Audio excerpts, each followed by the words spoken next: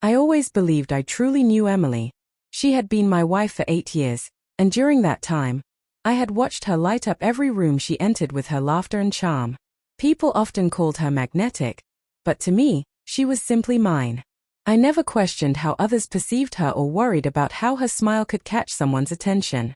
I admired that confidence, loved it even. That evening, the company's annual gala felt different. Normally, I avoided these events, preferring quiet nights at home, but Emily was excited. She wore a deep emerald gown, the kind that somehow managed to be both elegant and playful. I took her hand as we entered, a mix of pride and nerves swelling in my chest. The music pulsed through the room, cheerful and intoxicating, with couples twirling on the dance floor and laughter floating above it all. Emily tugged me toward the center, teasing that I looked far too stiff to stay on the sidelines. I let her lead, laughing along, enjoying the moment until it shifted. A tall man in a sharp suit approached her, Spencer, a project manager I knew only vaguely from work.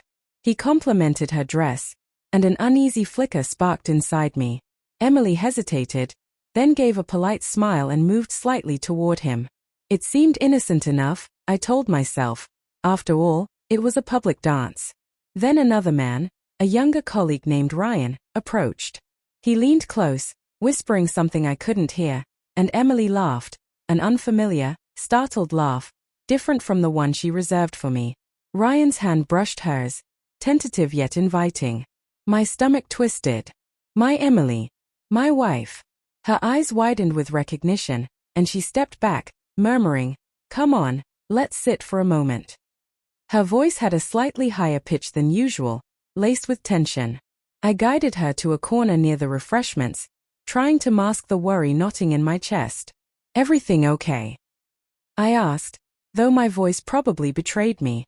She shook her head, forcing a nervous laugh and brushing it off. But I noticed the subtle tremor in her hand as she reached for a glass of water. The small gesture echoed all the trust we had built together. Trust one now realized could feel delicate, fragile even. Across the room, Spencer and Ryan laughed, leaning close to each other, oblivious to what had just happened. And there it was again, the pang of fear. Not fear that she wanted to leave me, but that attention could stir a fleeting panic, a tiny moment that reminded me how easily even the strongest bonds can shake. "I just wasn't expecting that," Emily admitted, her hands twisting nervously. Her eyes met mine, raw honesty reflecting their fear, guilt, but also relief. "I panicked," she confessed. "Not desire, not flirtation, just panic." It was enough to unsettle me, yet it was also a reminder, trust is never static. It trembles with small surprises, and even the people you know best can catch you off guard. I reached closer and whispered, "Whatever happens, we face it together. Always, you and me." Her hand tightened around mine, eyes glistening, a mix of gratitude, relief, and lingering fear. "Right," she murmured.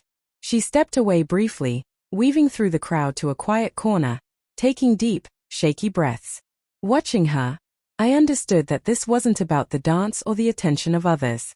It was about us, about the fragile yet resilient threads of trust, and the moments that test them. I stayed near, saying quietly, "It's okay to feel panic. It doesn't make you weak. It makes you human." Her shoulders eased, tension softening as she nodded. "I hate that I let it scare me," she said. "I didn't think of us for a moment."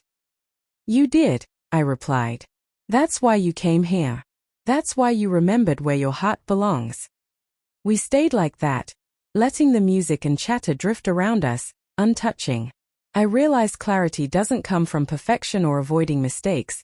It comes from awareness, acknowledgement, and the daily choice to prioritize each other, even when fear creeps in. Eventually, Emily smiled at me, genuine and soft. "I'm sorry for panicking. I didn't mean to startle you." I smiled back. "You startled me because I care. But more importantly, you reminded me that I care too. Enough to notice, enough to pause, enough to protect what we have." Her hand sought mine again, steady this time. "I needed you to notice," she admitted. And I had. That simple acknowledgement carried the weight of everything we had built together. Love isn't flawless or smooth. It isn't immune to panic or doubt. But love endures in these small choices, holding a hand, listening instead of judging, choosing understanding over anger. By the time the gala ended, relief had given way to gratitude. The threads of trust, though slightly trembling, had not broken. Stepping into the cool night, I squeezed her hand, letting her feel the quiet certainty of what we had discovered. The strongest love survives its trials. Emily looked up at me, a mischievous grin tugging at her lips. "Next time," she teased softly, "you dance with me first." I laughed, a full, genuine laugh, because in that moment, nothing else mattered. Not the panic, not the fleeting attention of others. What mattered was us. And somehow, after all the unexpected twists and fragile moments, we were still here, stronger, more aware of the delicate beauty that binds two people together through every stumble, fear, and choice.